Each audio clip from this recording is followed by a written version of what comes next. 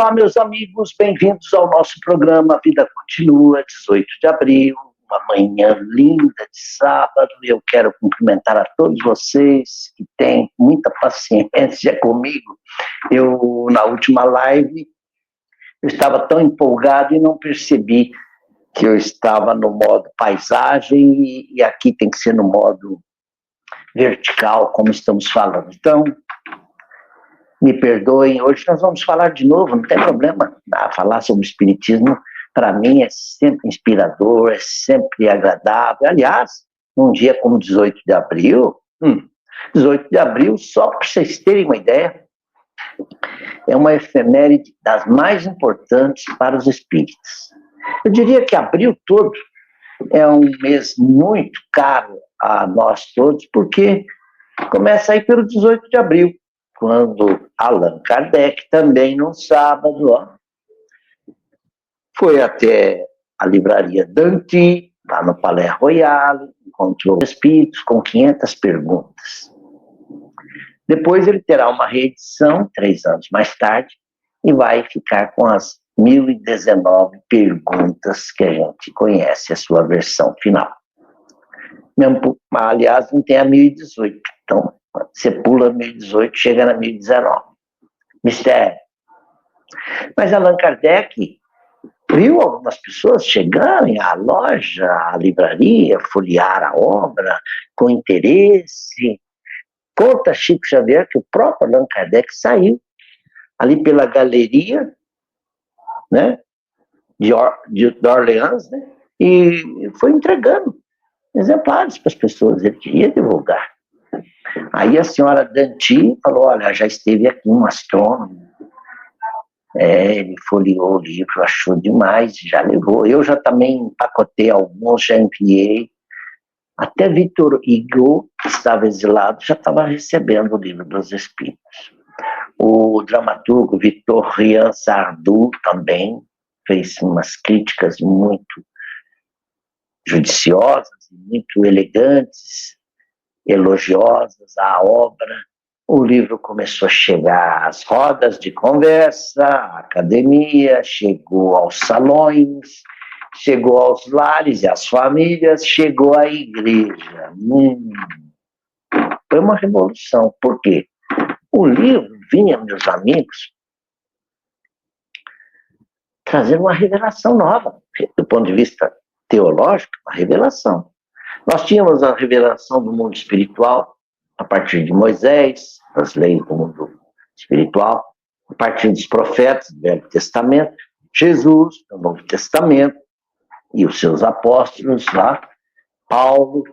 Depois nós entramos num período em que se baseávamos nesses textos, não havia outro. E aí nós temos séculos e séculos de teólogos discutindo Deus, os dogmas da Igreja, da Santíssima Trindade,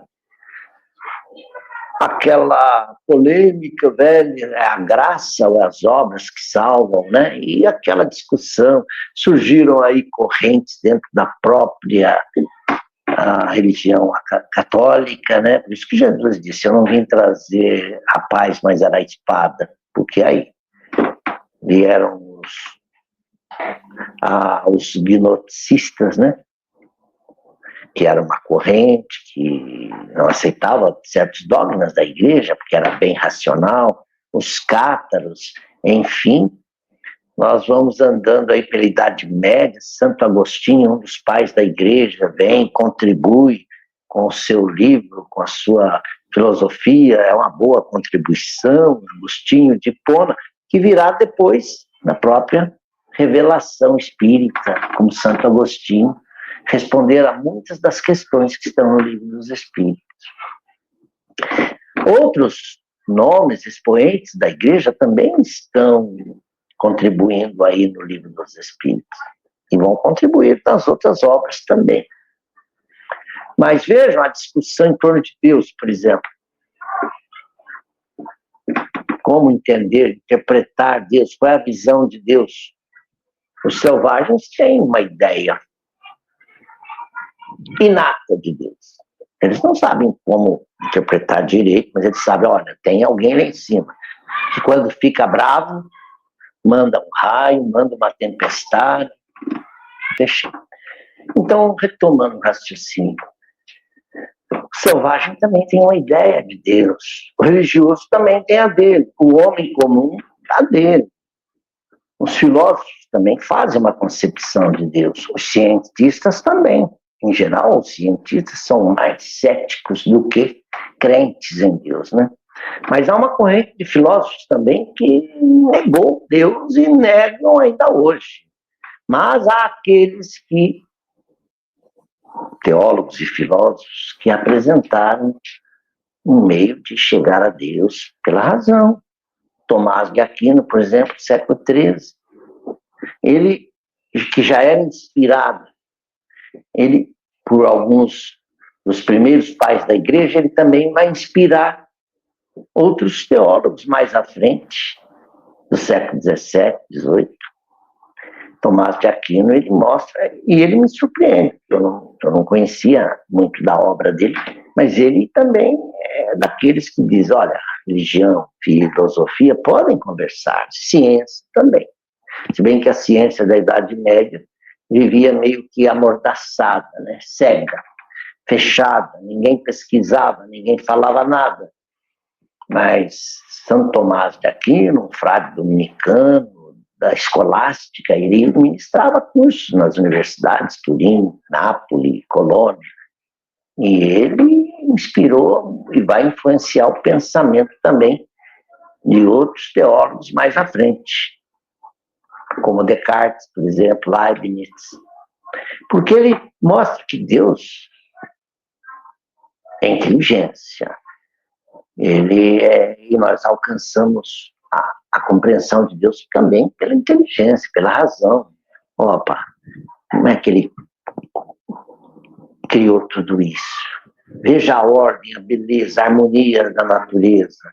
Veja, nós podemos, então, cultivando virtudes, conduta das virtudes, chamava Tomás de Aquino, nós entramos em, vou dizer comunhão, mas nos aproximamos de Deus, né? Como Jesus dizia. Eu e meu pai somos um, quer dizer, é preciso ter essas qualidades nobres do ser para entender Deus. E o Livro dos Espíritos, que nós estamos falando dele, vem dizer que é pela depuração espiritual que o homem alcança Deus. Ele vai tendo uma compreensão cada vez mais próxima do que é Deus.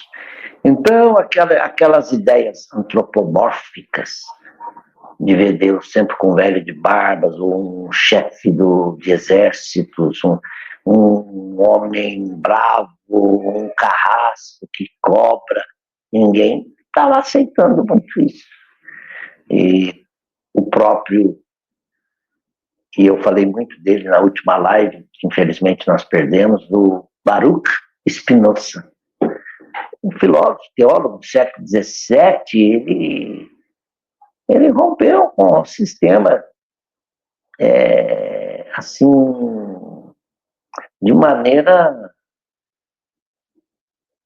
total, né? Ele rompeu com a própria comunidade judia, porque ele era judeu,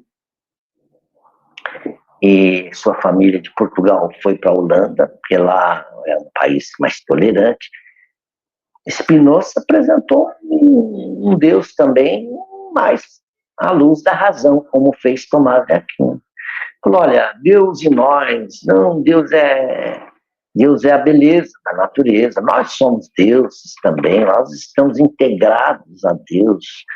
Deus, então, não é um cobrador de impostos, um vigilante lá em cima, punindo ninguém, não. E ele, por isso mesmo, foi meio que banido, excomungado, tanto da Igreja Católica, como também dos seus pares, da comunidade judia ou judaica, né? E ficou realmente um pária. Ninguém falava com Spinoza, ninguém podia ter nada com ele, ninguém, vizinhos, amigos, ninguém, e ele trabalhava polindo lentes de telescópio, coisas do tipo.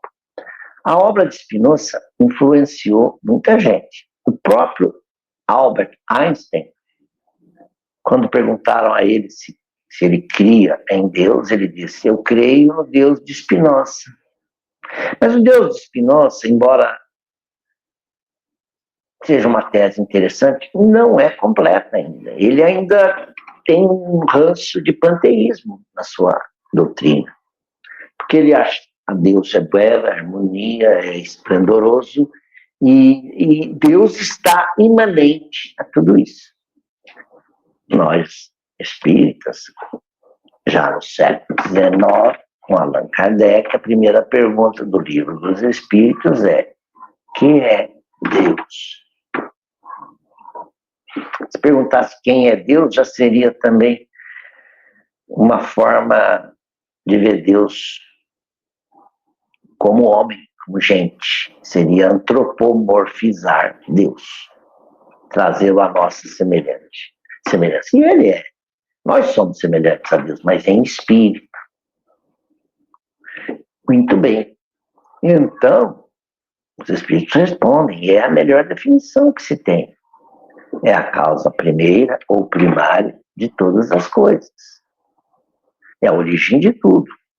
A causa incriada. É a inteligência suprema do universo. Causa primeira ou primária de todas as coisas. Como se pode provar a existência de Deus?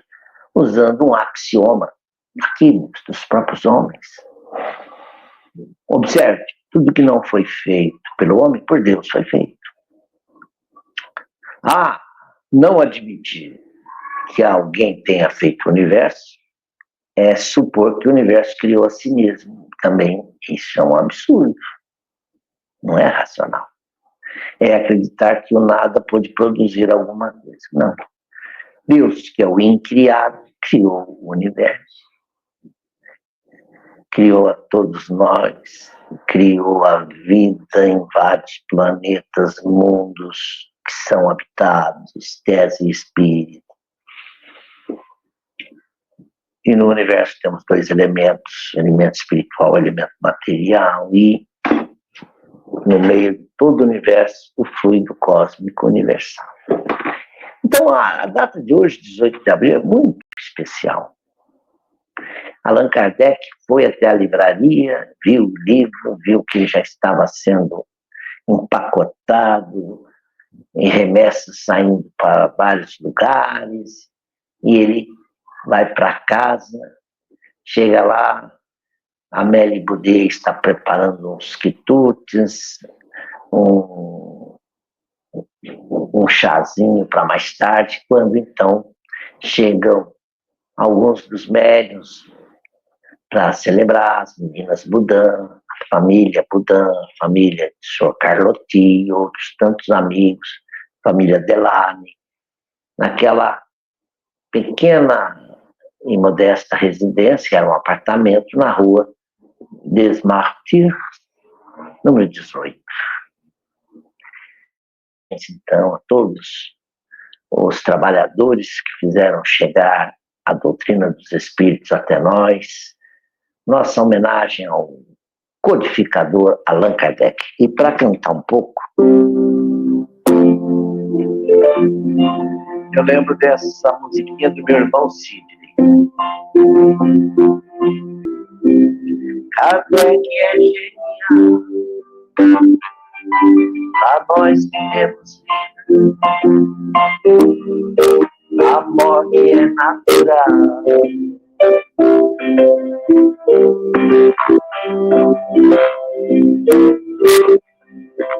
Outra vida vamos ter, então, pra que medo de morrer? Meu irmão.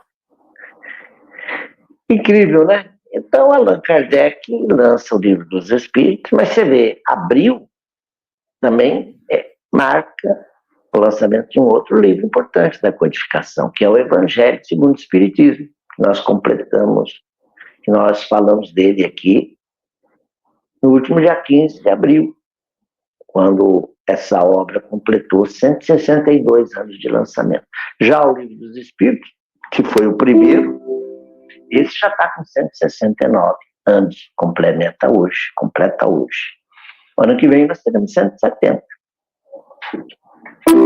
É interessante, então, eu falei de Deus, porque eu estou vendo astrônomos aí que conhecem muito astronomia, estudam, e agora ainda com as imagens aí do James West, o telescópio está enviando fotos e fotos, agora com a missão Artemis 2, trouxe também muito material, que aos poucos vai sendo divulgado.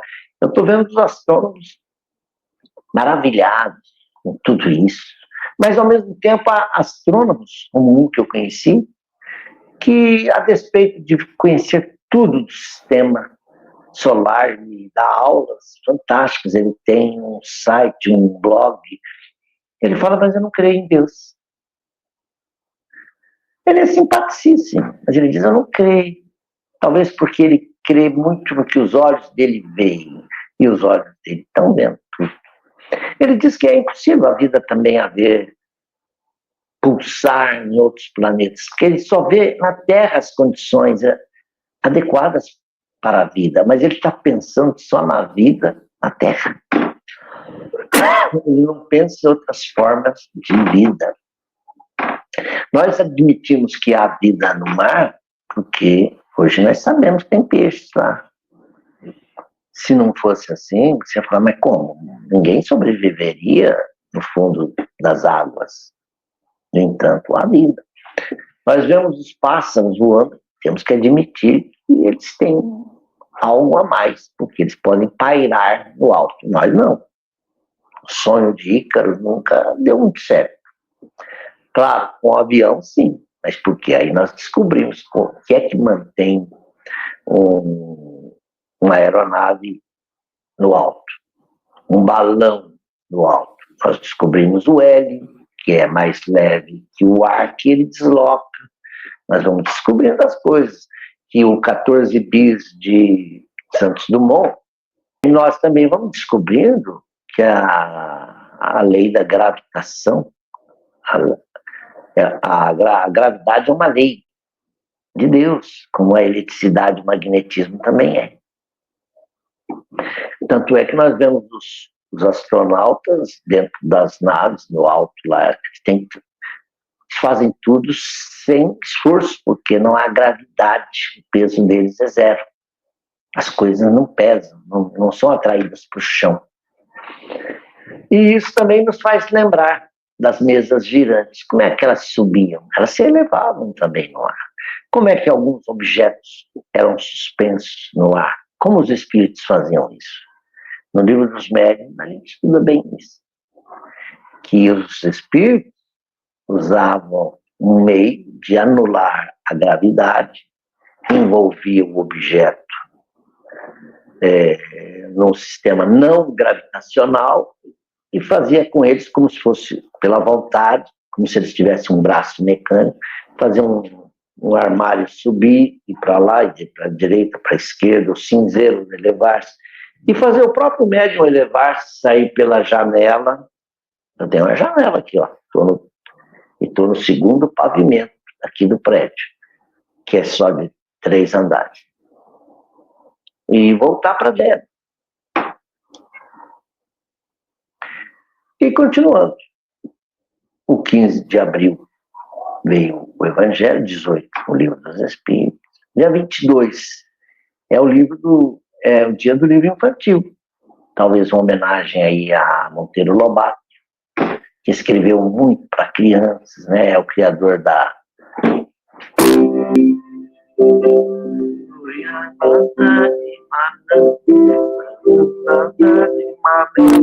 o som aqui é tão belo. Sítio do Pica-Pau, sítio do Pica-Pau, pau amarelo. Sítio do Pica-Pau amarelo.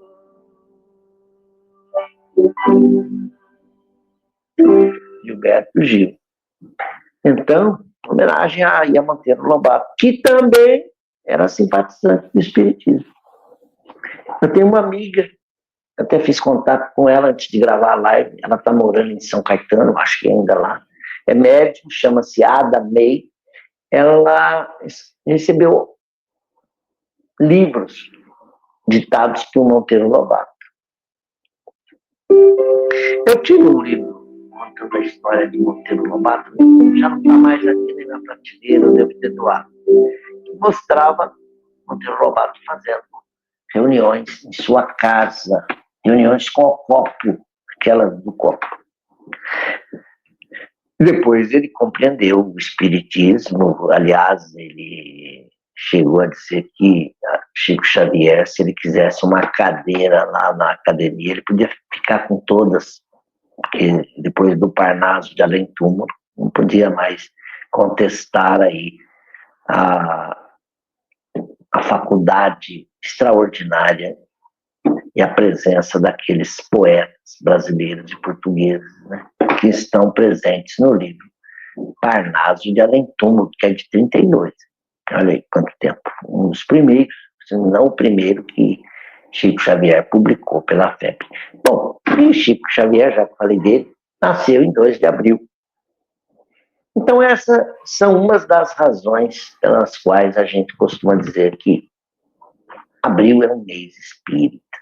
Outubro também é. Aí todos os meses são meses espíritas. Mas eu vejo as casas espíritas fazerem muitas feiras do livro espírita em abril, por causa do livro espírita. Mas se fizer em junho, se fizer em outubro, mês de Kardec, por que não?